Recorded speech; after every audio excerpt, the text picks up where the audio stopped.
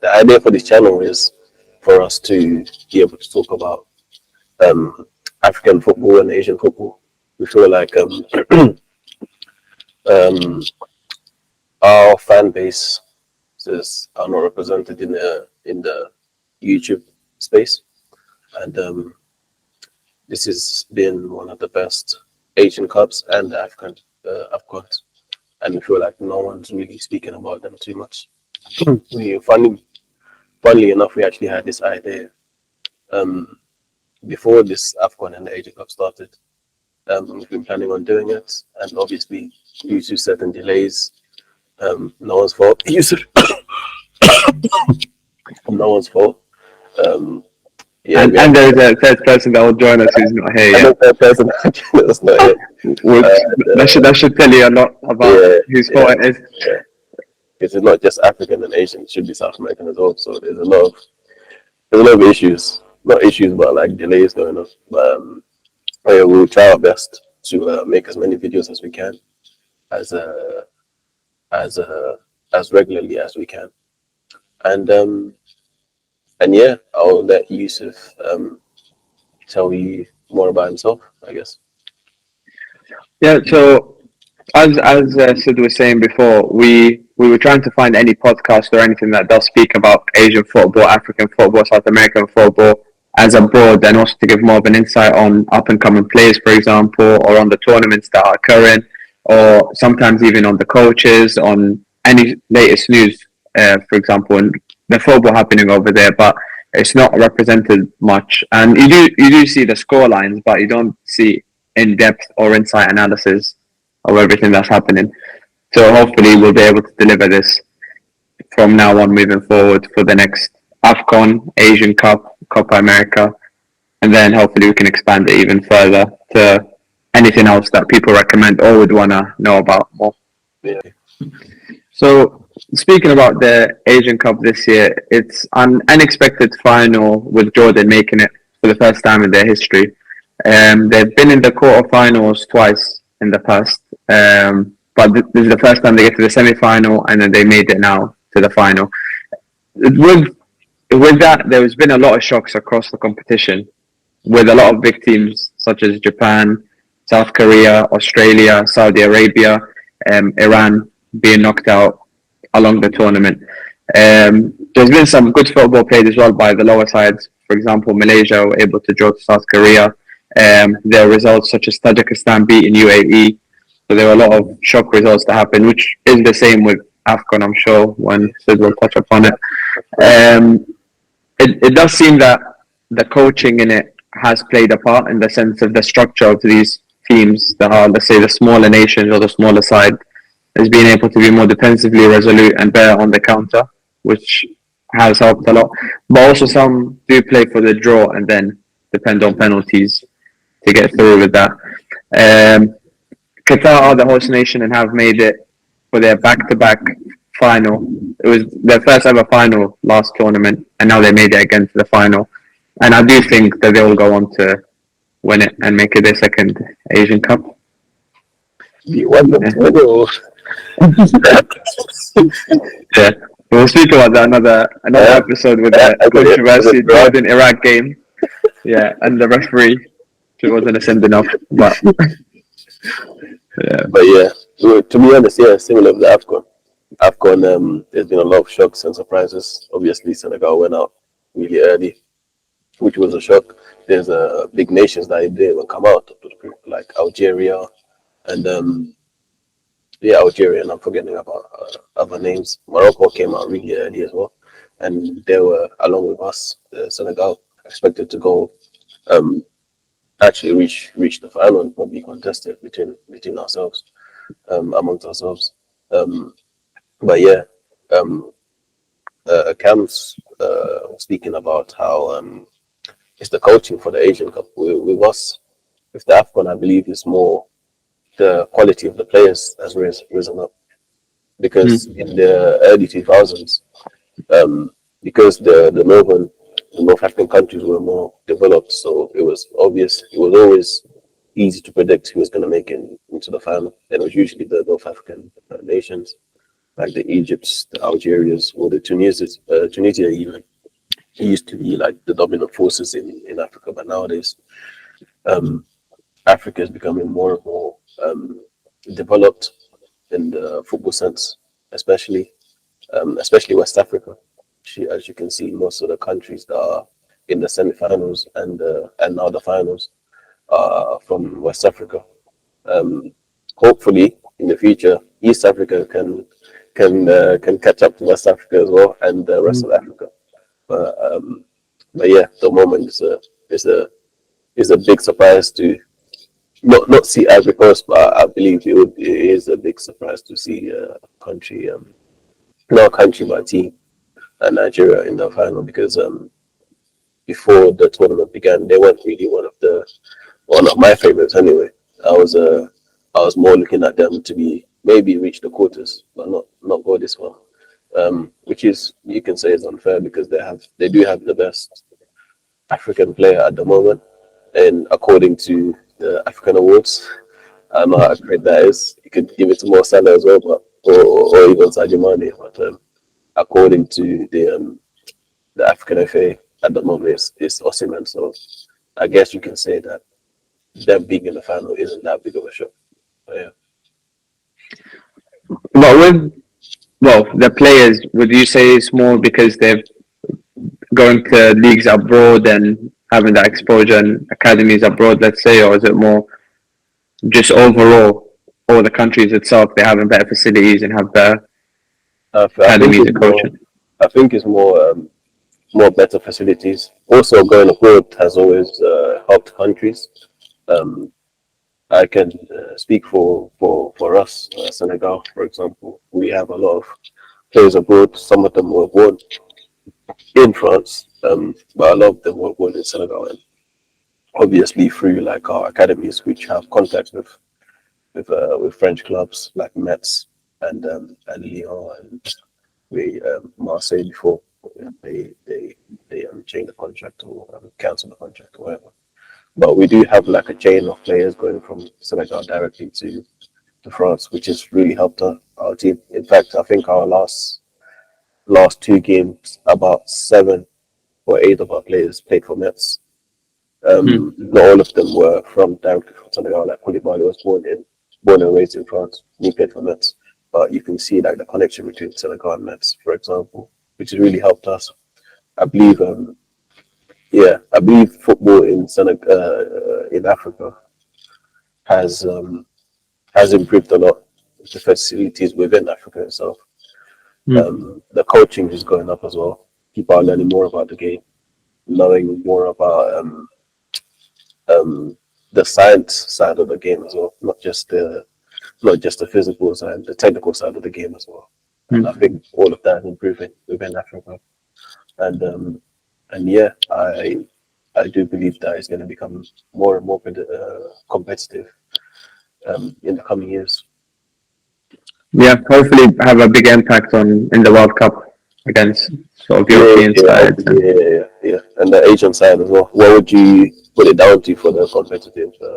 In terms of the teams improving the Yeah, lower end teams, yeah, for yeah, example.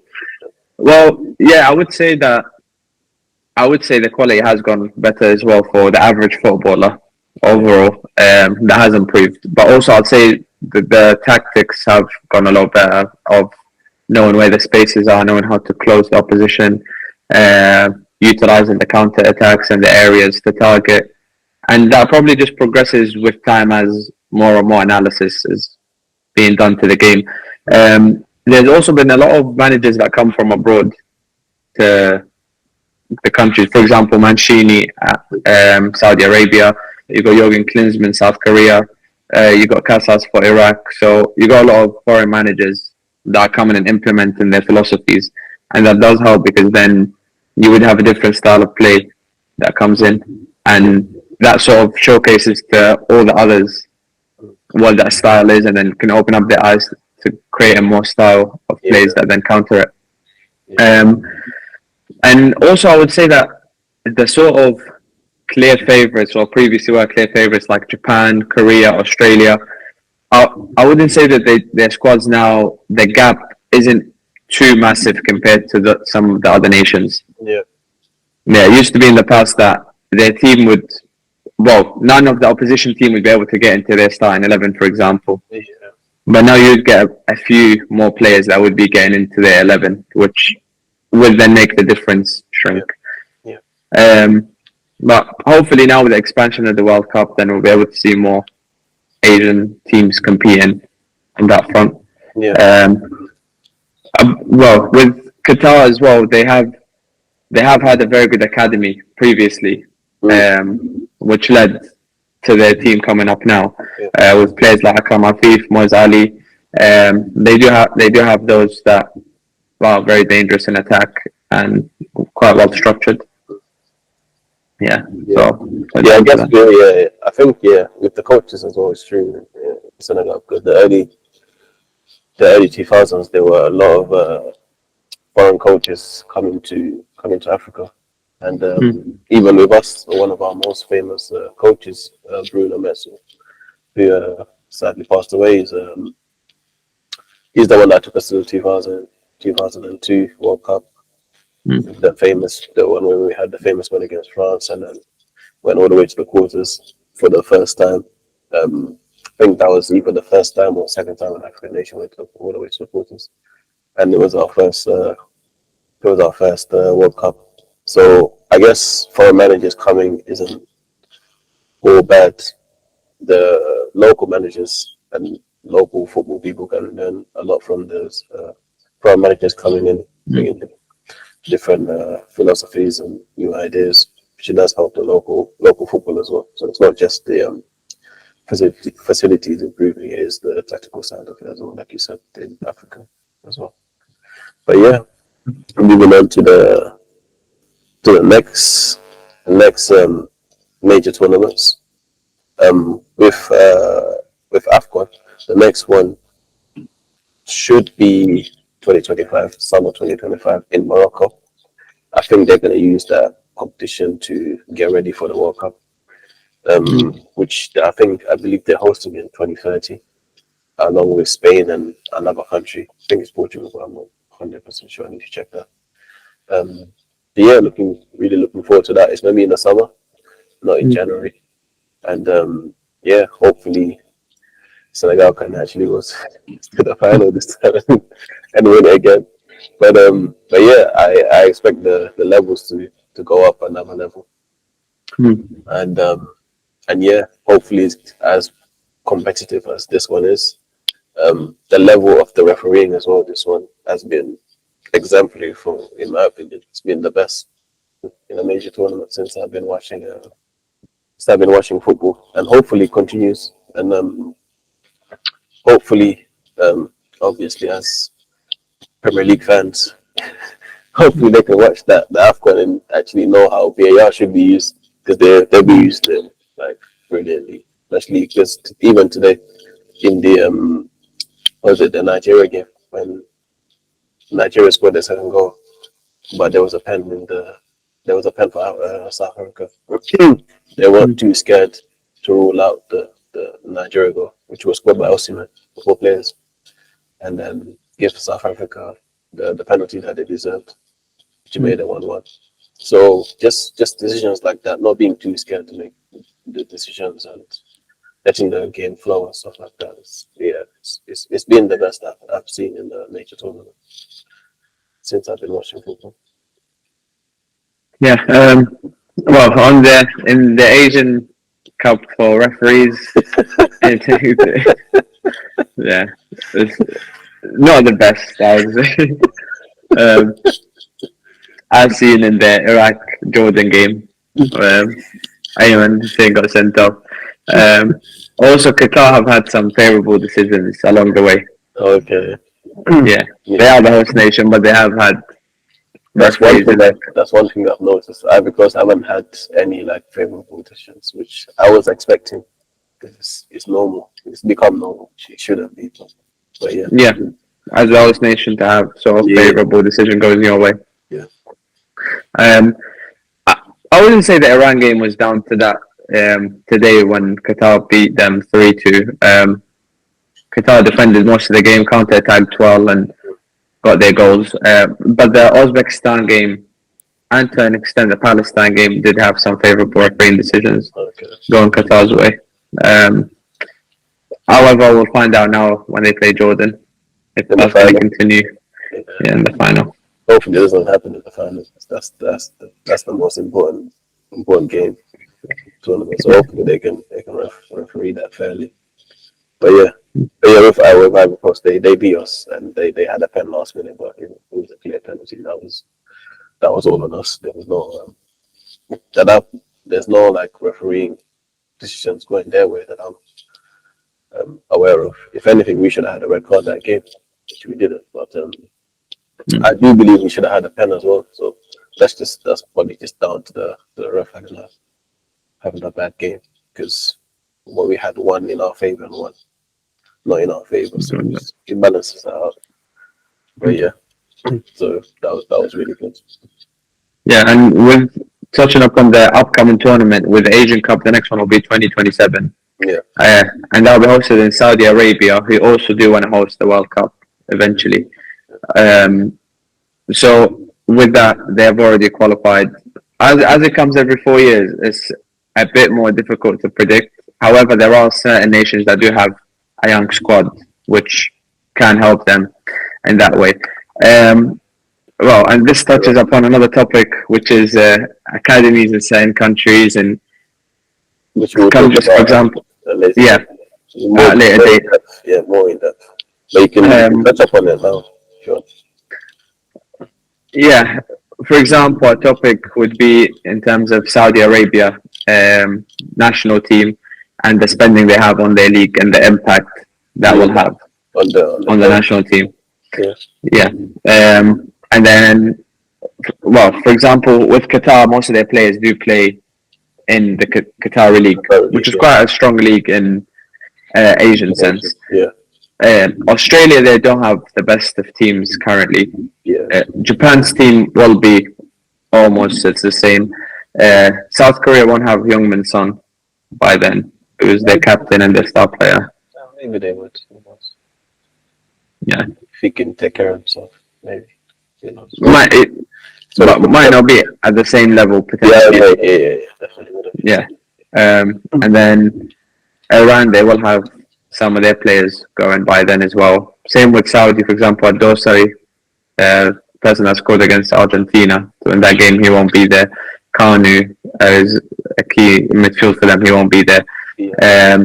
So it'll be interesting to see the up and coming players, which we will discuss in the future, and that will hopefully paint a picture as to who will be more favourable going into that tournament. Yeah.